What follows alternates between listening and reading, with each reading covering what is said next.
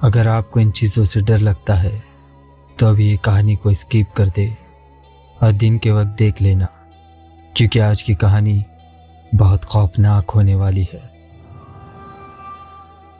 رات کے قریب 2 بج رہے تھے۔ کلکاجی ایکسپریس اچانک ایک جھٹکے کے ساتھ رک گئی۔ ڈبے کے اندر سوتے ہوئے مسافر جاگ گئے، لیکن اسٹیشن پر نہ کوئی آواز تھی نہ کوئی روشنی۔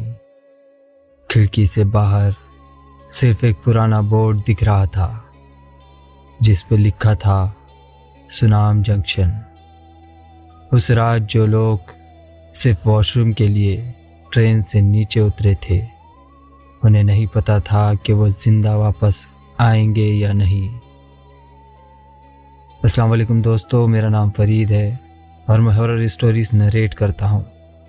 تو جلدی سے آیت الکرسی پڑھ کر اپنا حصار باندھ لے اور لائٹ بند کر کے ہیڈ فونز لگا لے۔ تو چلیے بڑھتے ہیں آج کی خوفناک کہانی کی طرف۔ رات کے قریب 2 بج رہے تھے۔ کلکاجی ایکسپریس اپنی پوری رفتار سے جنگلوں اور پہاڑوں کو چیرتی ہوئی جا رہی تھی۔ اس ٹرین کے ڈبے کے اندر سوتے ہوئے مسافروں کی سانسیں اور باہر پٹریوں کی ٹھک ٹھک کی آواز کے علاوہ کوئی تیسری چیز موجود نہیں تھی۔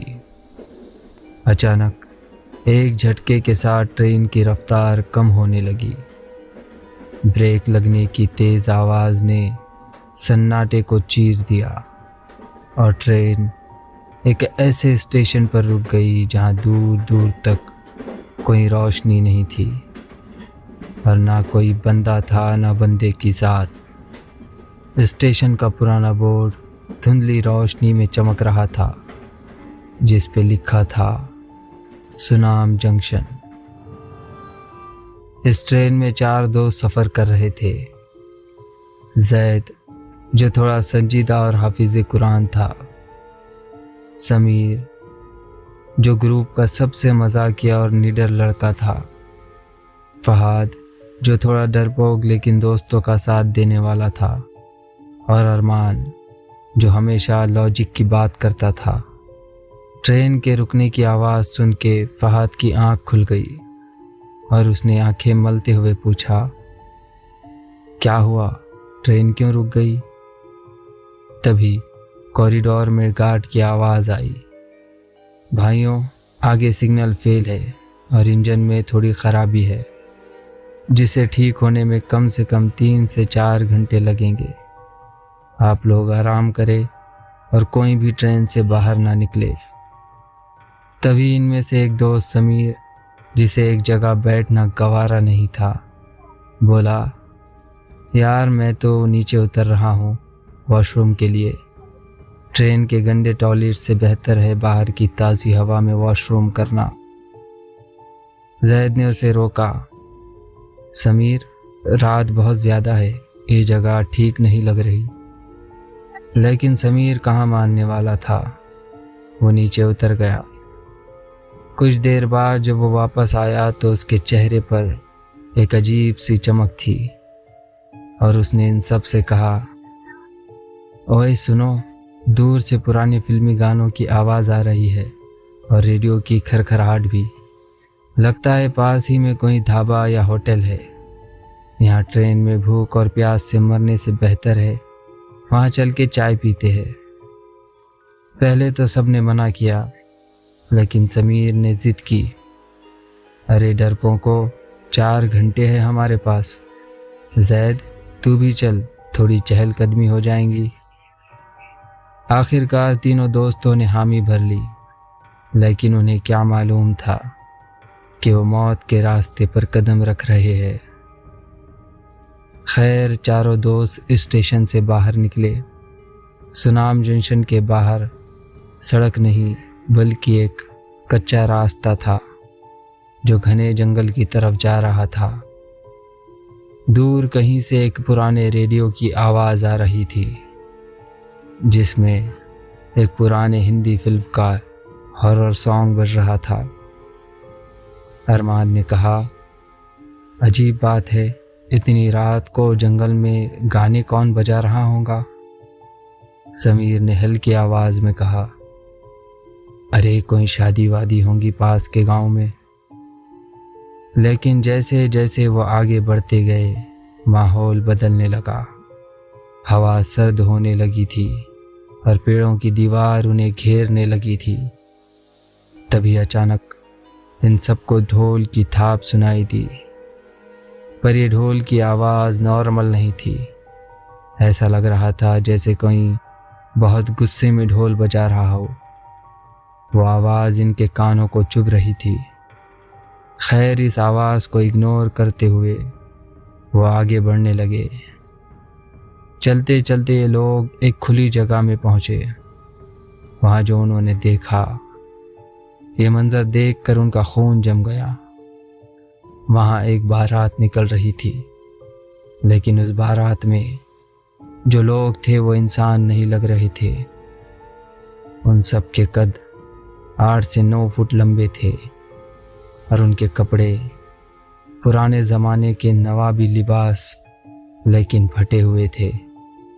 ان کے چہرے بہت عجیب تھے، کسی کی آنکھیں ماتھے پر تھی تو کسی کا منہ گردن کے پیچھے۔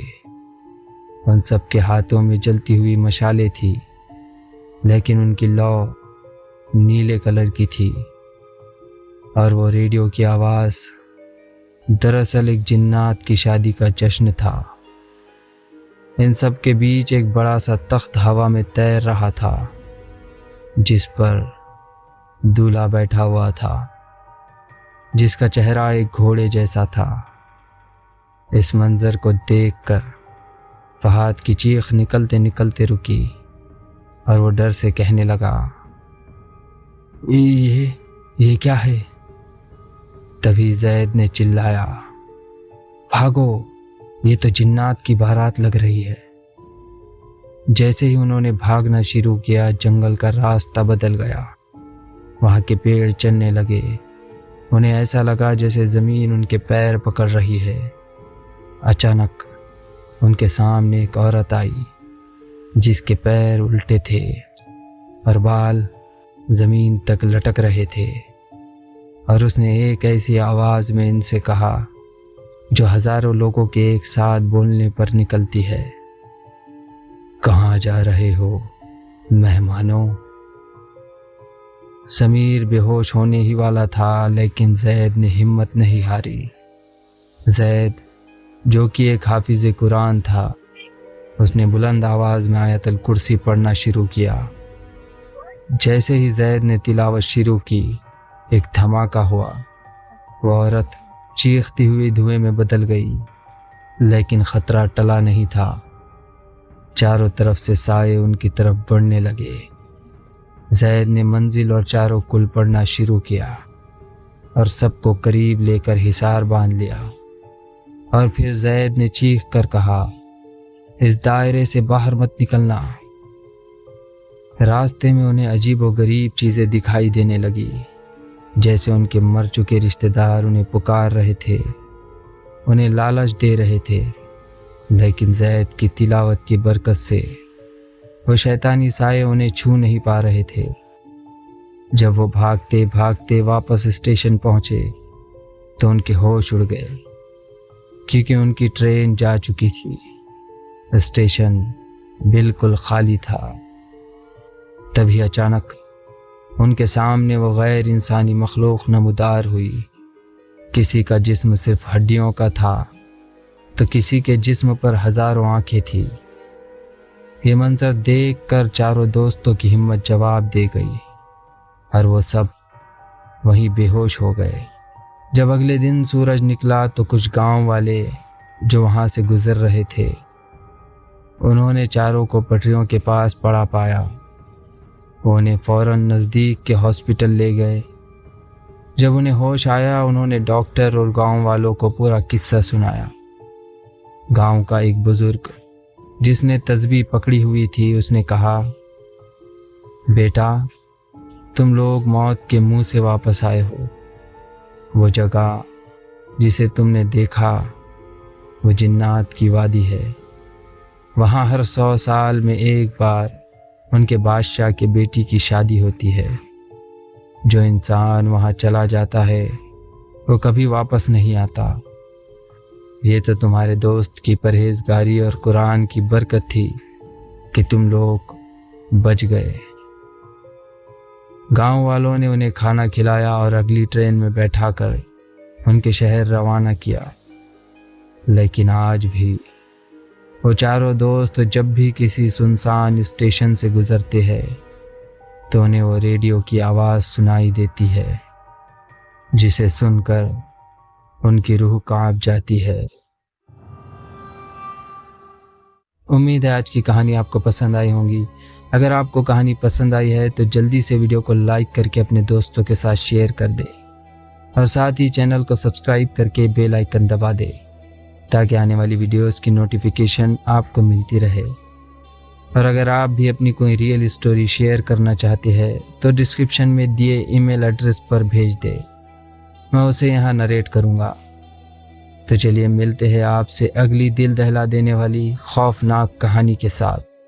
تب تک اپنا خیال رکھیے اور ہاں، آیت الکرسی پڑھ کر سوئے۔ اللہ حافظ۔